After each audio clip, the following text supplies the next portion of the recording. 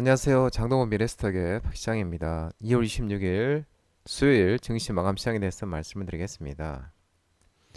코스피는 2641.09포인트 0.41% 상승 마감했습니다. 미국 경기 침체 우려에도 기관이 2382억 순매수하면서 상승 마감했습니다. 외국인은 3215억을 순매도하였습니다. 코스닥은 771.41포인트 0.16% 개인이 순매수하면서 상승 마감했습니다. 외국인은 711억, 기관은 361억을 순매도하였습니다. 원달러율은 1433.10원, 3시 30분 기준 0.18% 상승이었습니다. 미국의 경제 둔화 우려 등에 상승하는 모습이었습니다. 오늘 테마 시장을 살펴보도록 하겠습니다. 우크라이나 재건, 건설기계, 모듈러 주택 종목들이 상승했는데요. 미국과 우크라이나가 광물 협정 서명 예정 소식이 나오면서 대동기업, DYD, 대동, TIM, SY스틸텍, 현대 에버다임, 전진건설로봇 등 우크라이나 재건, 건설기계, 모듈러 주택 종목들이 상승했습니다. 아울러 종전으로 러시아에 대한 제재가 풀리면 국내 석유 화학 업체들이 값싼 러시아산 원유를 수입해 원가 부담을 덜어낼 수 있을 것이라는 기대감에 롯데케미칼, 태광산업, 하나솔루션 등 석유 화학 테마도 상승했습니다. 25일 로이터 AFP 통신에 따르면은 미국과 우크라이나가 광물 협정 초안에 합의했고 젤렌스키 우크라이나 대통령이 오늘 28일 워싱턴 DC를 방문해 협정에 서명할 예정이라고 전했습니다. 트럼프 미국 대통령은 젤런스키 대통령이 28일 워싱턴에 올 예정이라면서 그는 나와 함께 그날 광물 협정에 서명하고 싶어 한다고 밝혔습니다. 특히 미국이 광물 협상을 최초 제안할 때 우크라이나에 요구한 5천억 달러 약 716조 원 규모 광물 자원 제공 등 우크라이나가 반발한 일부 조항은 초안에서 빠진 것으로 알려졌습니다. 한편 유엔과 세계은행, 유럽 집행위원회와 우크라이나 정부는 공동 발표한 4차 긴급 재건 피해 및 수요 조사에서도 우크라이나 전쟁 재건과 복구에 앞으로 10년간 5,240억 달러, 약 750조 원이 소요될 것으로 추산되고 있습니다. 이는 지난해 우크라이나의 명목 국내 총생산 GDP 추정치의 2,800 규모입니다. 이와 관련 우크라이나 총리는 지난해 1년간 러시아의 계속된 공격으로 복구 필요 금액이 계속 늘어났다고 밝혔습니다. 휴머노이드 로봇 시장 개화에 따른 수혜 기대감에 2차전지 종목들이 상승했습니다. 금양, 이렌텍, JLMS, MOT, 코스모신 소재, 에코프로 BM 등 2차전지 전기차 리튬 종목들이 상승했습니다. 휴머노이드가 제2의 전기차 시장으로 부상할 것으로 전해지고 있는데요. 이를 위해 고성능 배터리 개발에 관한 업체들이 사활을 걸고 있습니다. 이와 관련 2020년 휴머노이드 양산을 선언한 테슬라가 LG 에너지솔루션과 손을 잡았고 기존 배터리보다 에너지 밀도가 높은 46080 배터리를 내년에 나오는 2세대 옵티머스에 장착하고 휴머노이드 전용 배터리를 내놓을 예정입니다. 4680은 지름이 46mm, 높이는 80mm 배터리를 얘기합니다. 아울러 중국 최대 로봇 기업 유비테크와 최대 전기차 배터리 업체 BYD로 구성된 팀 차이나도 휴머노이드 전용 배터리 개발에 나선 것으로 알려졌습니다. 또한 현대차 기아와 삼성 SDI가 로봇 전용 배터리 공동 개발을 위해 업무 협약서를 체결했고 삼성 SDI가 개발하는 고용량 배터리를 현대차 기아 로보틱스에게 로봇에 적용해 충전과 방전 성능, 사용 시간, 수명 평가 등을 진행하는 방식으로 양측은 현대차의 휴머노이드 자회사 보스턴 다이내믹스에 공급할 배터리도 공동 개발할 것으로 전망되고 있습니다. 특히 휴머노이드 성능이 좋아질수록 전력 소멸량은 이에 비례해서 늘어나는데 현재 배터리로는 휴머노이드 로봇이 오랜 시간 작동을 하지 못하는 가운데 이러한 법칙을 바꿀 제품으로 수년 뒤에 상용화할 전고체 배터리가 부각되고 있는 모습입니다. 한편 중국중앙TV는 중국 전기차 기업과 정부 당국자, 전문가들이 모인 업종협회가 전고체 배터리 장착 전기차가 오는 2027년부터 출시되기 시작해서 2030년이면 양산 단계에 접어들 것이라는 예상을 내놨다고 보도했습니다. STO 토큰증권 NFT 대체불가 토큰이 상승했는데요. 토큰증권 법자 재시동 기대감에 핑거, KLX SM, K옥션, 서울옥션, 갤럭시아 머니터리 등 STO 토큰증권 발행 NFT 대체불가 토큰 종목들이 상승했습니다. 전일 일부 언론에 따르면 이재명 대표가 오늘 28일 더불어민주당 디지털금융허브위원회와 이현주 민주당 의원실, 김용진 서강대 교수가 주최하는 ISTO 및 글로벌 디지털 금융허브 정책 간담회에 참석해서 STO 토큰증권 발행 법제에 본격적으로 힘을 실을 전망이라고 전했습니다.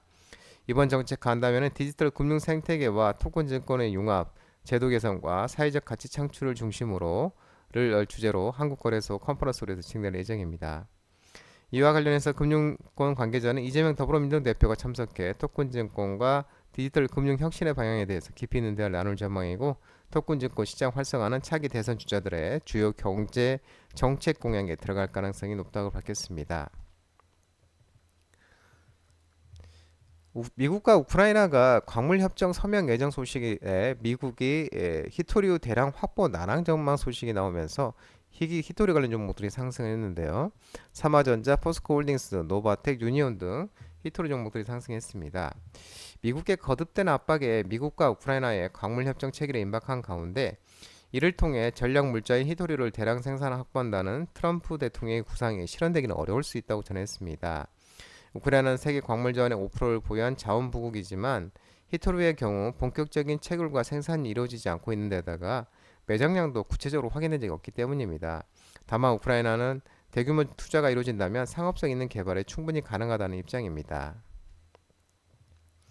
삼성전자가 하드웨어의 양자 내성 암호 보안칩 개발 소식이 나오면서 양자 암호 컴퓨팅 종목들이 상승했는데요. IM 플러스, 한우 소재과학, 라운시큐어, 엑스게이트 등 양자 암호, 양자 컴퓨팅 테마가 상승했습니다.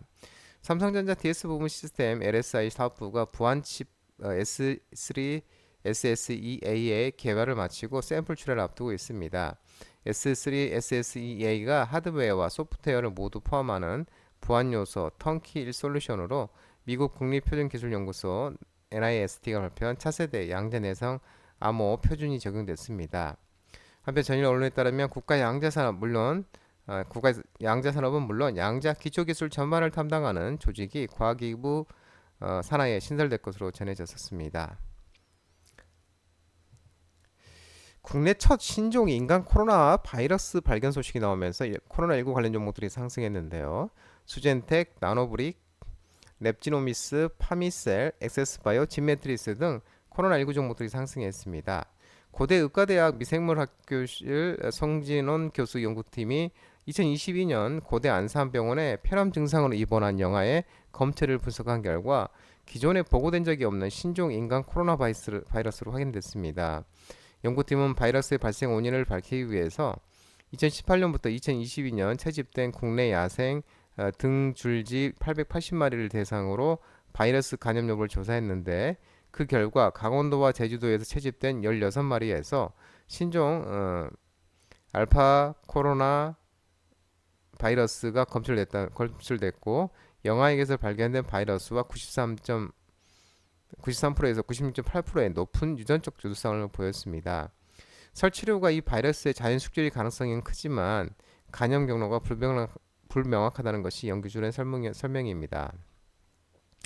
또한 코로나19는 주로 폐렴을 유발했지만 이번 바이러스는 폐렴뿐만 아니라 간 기능 이상도 동반했습니다. 특히 이번 신종 바이러스는 기존 인간 코로나 바이러스보다 중국과 한국에서 발견된 설치류 유래 알파 코로나 바이러스가 더 밀접한 관련이 있는 것으로 나타났습니다. 다만 사람 간 전파 가능성은 추가 연구 필요하다고 설명했습니다. 트럼프가 구리 관세 부과 시사 소식이 나오면서 비철금속 종목과 전세 종목도 상승했는데요. 이구산업, 영풍, 대창, 알루코 등이 상승했습니다. 비철금속 종목들이 상승했습니다. 트럼프는 백악관 오피스텔 집무실에서 미국의 구리 수입에 대해서 무역 확장법 232조에 따른 조사를 실시할 것을 지시하는 내용의 행정명령 성명을 했고, 서명에 앞서 트럼프가 큰 영향이 있을 것이라고 기자들에게 언급했습니다.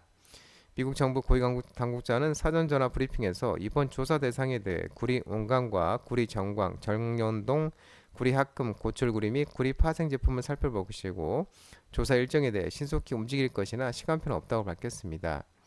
이번 구리에 대한 조사는 3월 10일부터 예외 없이 25% 관세 부과를 결정한 철강 알루미늄에 이어서 금속 분야에 대한 트럼프발 관세 전쟁의 확대 가능성을 시사한 것으로 풀이되고 있습니다.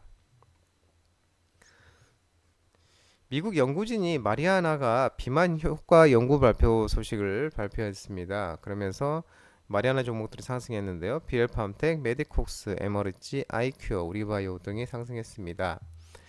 이 대마 전문 매체 마리아나 모먼트에 따르면은 대마초 추출 향정 신성 물질인 칸나비노이드의 테트라하이드로칸 나비바린과 칸나비디올을 함유한 복합 제품을 사용하면 통계적으로 유의미한 체중 감량과 더불어 허리 둘레가 감소, 혈압 저하, 콜레스테롤 감소 효과가 나타나는 것으로 확인됐습니다.